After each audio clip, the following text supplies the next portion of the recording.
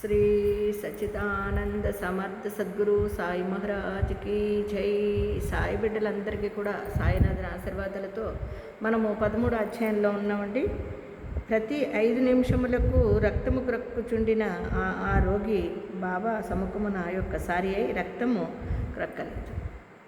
అది నేను అనుకున్నాను కదండి. బాబా గారు దగ్గరికి వచ్చాడు క్షయరోగంతో. అతడికి బాబా గారు నయం చేశారు. అయితే బాబా దగ్గరికి వచ్చిన తర్వాత బాబా గారు ముందేమన్నారంటే, నువ్వు కృతజన్మ కర్మని నువ్వు అనుభవించాలి కాబట్టి నువ్వు అనుభవించి తీరాల్సిందే అంటారు. లేదు బాబా, నిన్నే నమ్ముకుని వచ్చాను, నిన్నే శరణి వచ్చాను, నువ్వు తప్ప నాకు దిక్కు లేరు అని చెప్పి మొరపెట్టుకుంటే బాబా గారు సరే అయితే అంటారు. ఆ తర్వాత ఆయన దగ్గర బాబా దగ్గర ఉండడం జరుగుతుంది. అతను ఈ రోగంతో మరి రక్తం కక్కుంటూ ఉండేవాడు. అయితే ఆయన సమ్ముఖాన్ని ఆయన దగ్గరికి వచ్చిన తర్వాత అదేమీ జరగలేదు, అలాంటి బాధ ఏమీ రాలేదు ఆయనకి. అయితే బాబా వారిని దయతో కాపాడేదినను అభయం ఇచ్చిన వెంటనే రోగం నయమగుట ప్రారంభించాను. బాబా గారు అభయం ఇచ్చారు కదా, సరే సరే నీ రోగాన్ని నేను తగ్గిస్తాలే అని చెప్పి మాట ఇవ్వడమే. ఆ మాటతోనే చూడండి, ఆ పరబ్రహ్మస్వరూపుడైన మన సద్గురు సాయినాథులు వారు ఆ మాటతోనే చక్కగా ఆయన రోగము తగ్గింది. అయితే వాణిని భీమాబాయి ఇంటిలో బస చేయమని బాబా చెప్పాను. ఆయన ఏమంటారంటే, సరే అయితే నువ్వు ఇక్కడ భీమాబాయి ఇంటిలో ఉండు అని చెప్తారు. సరే, భీమాజీ వంటి రోగికి ఆ ఇల్లు అంత సదుపాయమైనది కానీ ఆరోగ్యకరమైనది కానీ కాదు, అంత సౌకర్యమైనది కాదంట. అయినా సరే బాబాగారు ఎందుకు చెప్పారు అది చూడండి. భీమాజీ గారికి అది అంత సౌకర్యమైనది కాదంట, అయినా సరే ఆయన్ని అక్కడ ఉండమన్నారు బాబాగారు. అయితే ఆ రోగిని అక్కడ ఉండమంటారు బాబాగారు. ఆరోగ్యకరమైనది బాబా అతనికి అతడు షిరిడీలో నుండునప్పుడు బాబా అతనికి 2 స్వప్నానుభవాలను ఇస్తారండి. సరే, ఆయనకి అంత సౌకర్యం లేకపోయినా వాళ్ళ ఇంట్లో ఉండడానికి ఒప్పుకుని అక్కడ ఉంటాడండి. అక్కడికి ఉన్న తర్వాత బాబా గారు ఆయనకి స్వప్న దర్శనం ఇస్తారటండి 2. అవి ఏంటో చూద్దాం. వాని రోగమును కుదిర్చెను. మొదటి స్వప్నములో వాడొక పాఠశాల విద్యార్థిగా పద్యములు కంఠోపాఠము చేయకుండాటచే క్లాసు ఉపాధ్యాయుడు దెబ్బలు కొట్టినట్లుగా కనిపించాను. అదండి ఫస్ట్ స్వప్నం. ఏమైందంటే ఆయన ఒక ఉపాధ్యాయుడిగా కంఠోపాఠం చేయకుండా క్లాసులో ఉపాధ్యాయుడు దెబ్బలు కొట్టినట్లుగా కనిపించింది. అయితే 2వ స్వప్నంలో వాని ఛాతిపై పెద్ద బండను వేచి క్రిందకు మీదకు త్రోయుటచే మిక్కిలి బాధను అనుభవించెను. చూడండి, 2వ స్వప్నంలో ఆయన ఛాతి మీద బండరాయి వేసి అటు ఇటు రుద్దినట్టుగా వచ్చిందంటండి. స్వప్నంలోని పడిన ఈ బాధలతో వాని జబ్బు నయమై వాడు ఇంటికి పోయెను. చూడండి, స్వప్నంలో వచ్చిన ఈ వీటికి రోగం నయమైపోయి ఇంటికి వెళ్ళిపోయాడటండి. అయితే స్వప్నంలో పడిన ఈ బాధలతో వాని జబ్బు నయమై వాడు ఇంటికి పోయాను. ఆ తరువాత అతడు అప్పుడప్పుడు షిరిడీకి వచ్చి చూడాను. బాబా తనకు చేసిన మేలును జ్ఞప్తియందుంచుకుని బాబా పాదములపై సాష్టాంగ నమస్కారం చేయుచుండెను. అదండి, ఆయన బాధ తొలగింది. చక్కగా ఆయన ఇంటికి వెళ్ళిపోయాడు. ఈ స్వప్నం ద్వారానే బాబా గారుని నమ్ముకున్న ప్రతి సాయి బిడ్డకి చెబుతున్నానండి. మనకి ఏదన్నా బాధలు ఉన్నాయనుకోండి, ఆయన్ని బాగా నమ్మే మనం అపారంగా ఆయనకి శరణాగతి అయిన తర్వాత తప్పకుండా రోగాన్ని తీస్తాడండి. ఆ శ్రద్ధ సబూర్ని మనం వహించాలి అంతే. ఆ శ్రద్ధ సబూర్ని ఎప్పుడైతే మనం గట్టిగా పట్టుకుంటామో బాబా గారు మనకి ఆ రోగాన్ని నయం చేస్తారండి. ఆయన మీద విశ్వాసం ఉంచాలి. ఆయన నామస్మరణతో నిరంతరము నీవే దేవా, నీవు తప్ప నాకెవరూ దిక్కులేరు దేవా అని వేడుకుంటే తప్పకుండా మన రోగం కూడా నయమైపోతుందండి. ఇది నిజమండి. స్వప్నంలో పడిన బాధ కన్నా వాని జబ్బు నయమై వాడు ఇంటికి పోయాను. ఆ తర్వాత అతడు అప్పుడప్పుడు షిరిడీకి వచ్చి చూడాను. బాబా తనకు చేసిన మేలును చెప్తేందించుకుని బాబా పాదములపై సాష్టాంగ నమస్కారం చేయుచుండెను. బాబా తన భక్తుల వద్ద నుంచి ఏమీయో కాంక్షించేది వారు కాదు. వారికి కావలసినదేమైనా భక్తులు తాము పొందిన మేలును చెప్తేందించుకుని అచంచలమైన నమ్మకమును భక్తిను కలిగి ఉండుటయే మహారాష్ట్ర దేశంలోని నెలకు ఒకసారి కానీ పక్షమునకు ఒకసారి కానీ ఇంటిలో సత్యనారాయణ వ్రతము చేయుట సాంప్రదాయము. కానీ భీమాజీ పాటిల్ ఆ సత్యనారాయణ వ్రతమునకు మారుగా క్రొత్తగా సాయి సత్యవ్రతను తన ఊరు చేరిన వెంటనే ప్రారంభించెను. అదండి.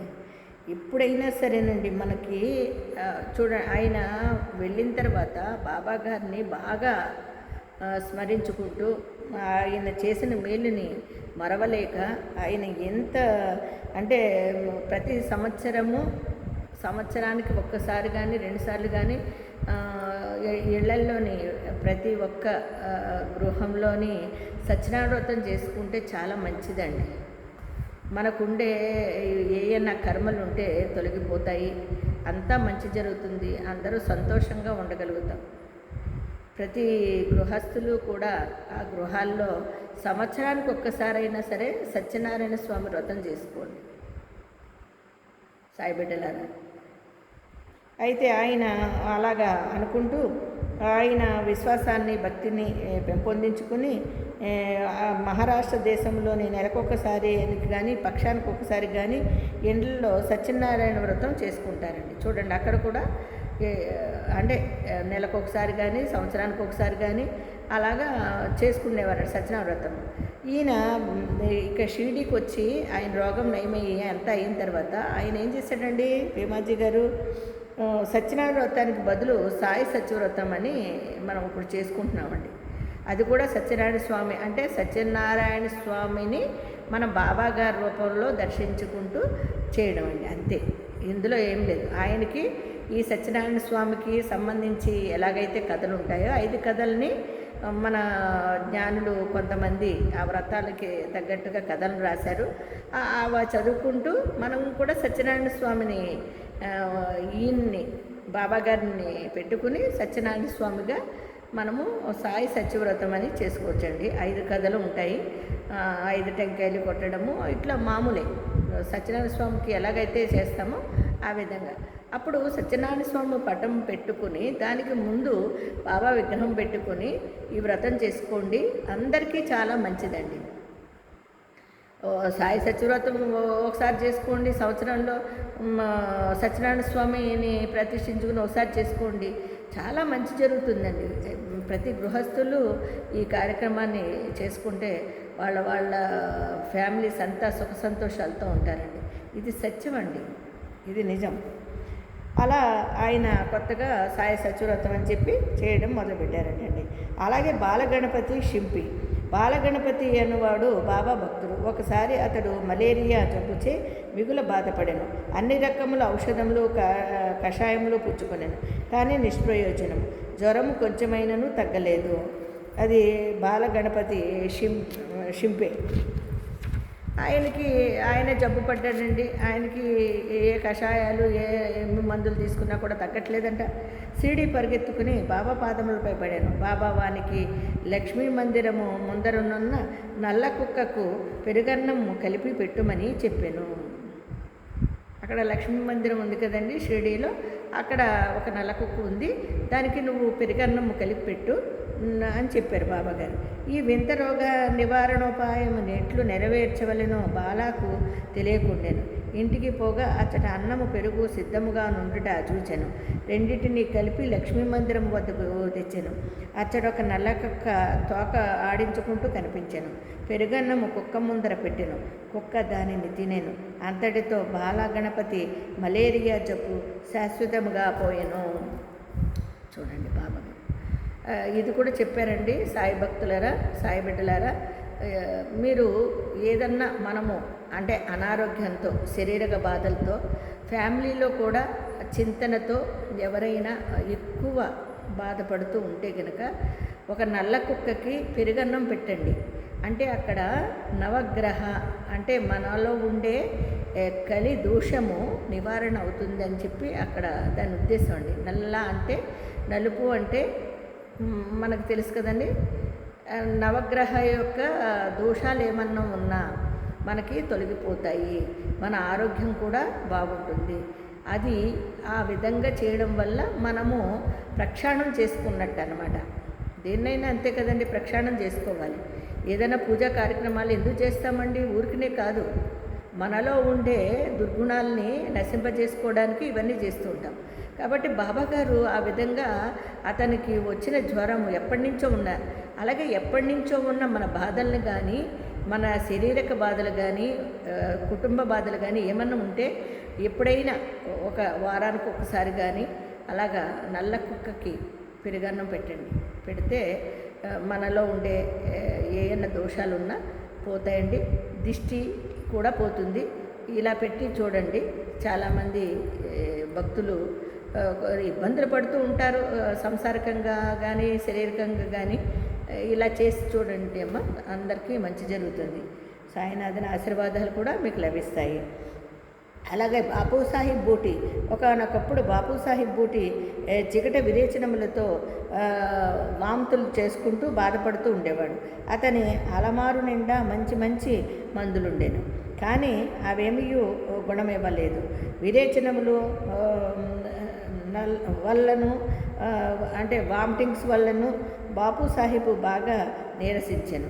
అంతే కదండి, మనిషికి ఈ బాపు సాహిబ్ బూటి గారు ఈయనకి విరేచనాలను, మోషన్స్ను, వామిటింగ్స్ రెండు ఒకేసారి వచ్చినాయండి.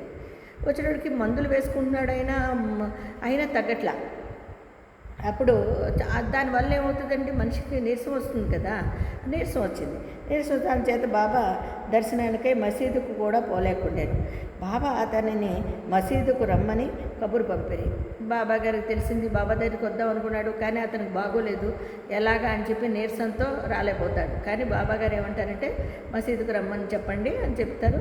మసీదుకి తీసుకొస్తానండి. తీసుకొచ్చిన తర్వాత అతను రాగానే తమ ముందు కూర్చోబెట్టుకుని తమ చూపుడు వేలాడించుచు, జాగ్రత్త, నీవిక విరేచనము చేయకూడదు, వామిట్ చేయకూడదు, ఆగవలను అన్న శాసిస్తున్నారండి. దేన్ని? మోషన్స్ని, వామిటింగ్స్ని శాసిస్తున్నారు, ఆయన్ని కాదు. బాబా గారు ఇక్కడ ఆయనకి జరుగుతున్న మోషన్స్ అవుతున్నాయి, ఆ మోషన్కి వార్నింగ్ ఇచ్చారు. వాంతులు చేసుకుంటున్నాడు, ఆ దానికి కూడా వార్నింగ్ ఇచ్చారు బాబాగారు. నువ్వు ఇక నుంచి రాకూడదు, బయటికి అవ్వకూడదు. చూసారా ఆయన జాగ్రత్త, నీవిక విరేచనములు చేయకూడదు, వామిటింగ్స్ చేయకూడదు అని. బాబా మాటలు సత్తువను గనుడు వెంటనే ఆ రెండు వ్యాధులు పారిపోయాను. బూటి జబ్బు కూడా కుదిరెను. ఇదండి బాబా యొక్క లీలలు, అద్భుత లీలలండి. అసలు చెప్పతరం కాదండి. ఆయన మాటలతోనే రోగాన్ని తగ్గించేశారండి ఆయన బూటి గారికి. ఆ తర్వాత ఇంకొకప్పుడు బూటికి కలరా సోకెను. తీవ్రమైన తప్పికతో బాధపడుచుండాడు. డాక్టరు పిళ్ళేయను, వైద్యుడు అన్ని ఔషధములను ప్రయత్నించాను. పిల్లే అనే అతనికి ఇంకోసారి కూడా కలరా సోకుద్దండి ఈయనకే మనకి. డాక్టర్ ఆయన పిళ్ళే గారు వైద్యుడు అన్ని ఔషధాలను ఇస్తాడండి, కానీ రోగం కుదరలేదు. బాపు సాహెబ్ అప్పుడు బాబా వద్ద వెళ్ళి ఏ ఔషధము పుచ్చుకొన్నచో తన దాహము పోయి జబ్బు కుదురునని సలహా అడిగాను. తను ఏ విధంగా తీసుకుంటే అంటే బాబా దగ్గరికి వచ్చి బాపు సాహిబు అప్పుడు బాబా వద్దకు వెళ్ళి అడుగుతాడు, నేనేం తీసుకుంటే నాకు తగ్గుతుంది అని. ఎవరు? బాపు సాహిబ్ గారు ఆయన తరపుని వచ్చి ఔషధం ఏం పుచ్చుకుంటే తన దాహము పోయి జబ్బు కుదురుతుందని సలహా అడిగాను. బాదాము పప్పు, పిస్తా, అక్రోటు నానబెట్టి పాలు చక్కెరలో ఉడికించి పుచ్చుకుంటూ రోగము కుదురునని బాబా చెప్పాను. ఇది జబ్బును మరింత హెచ్చించునని ఏ డాక్టర్కైనాను చెప్పాను. కానీ బాపు సాహిబు బాబా ఆజ్ఞ శిరసా వహించాను. పాలతో తయారు చేసి దానిని సేవించిన విచిత్రముగా రోగము వెంటనే కుదిరెను. అదండి ఇక్కడ ఒక గొప్ప విచిత్రం ఏంటంటేనండి, ఆయన డాక్టర్ గారు పిళ్ళే గారు. కానీ బాబా గారు ఏం చెబుతారు, పిస్తా, ఆక్రోటు, బాదం పప్పు ఇవన్నీ నానబెట్టి పాలలో కలిపి ఇమ్మంటారు. ఆయనకు వచ్చిన రోగానికి దీనికి ఆయన డాక్టర్ కాబట్టి ఇస్తే ఎక్కువ అవుతుంది మామూలుగా. కానీ బాబా మాటల్లో ఉన్న మెడిసిన్ అండి.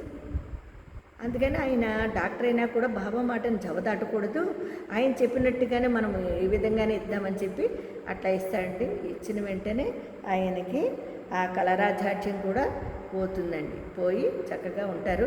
ఇలాగా బాబా గారు మాటల ద్వారానే రోగాలతోనూ మనకు వచ్చే ప్రకృతి పరంగా వచ్చే విపత్తులను కానీ మాటల ద్వారానే శాసించి, అందుకనే కదండి ఆయన పంచభూతాలని ఆయన స్వాధీనంలో పెట్టుకుని శాసించి వాటిని ఆపేవారండి బాబా గారు. ఈ విధంగా మనలో ఉండే మన బాధలను కూడా ఏ విధంగా నిర్మూలించగలరు బాబా గారు అనేది మనము ఈ 13వ అధ్యాయంలో ఈ భక్తుల యొక్క అనుభవాలని తీసుకుంటే మనకు కూడా అర్థమవుతుందండి. అంతే కదండి. మరి రేపు మళ్ళీ కలుసుకుందామండి 13వ అధ్యాయంలో. అంతవరకు సాయిరామండి.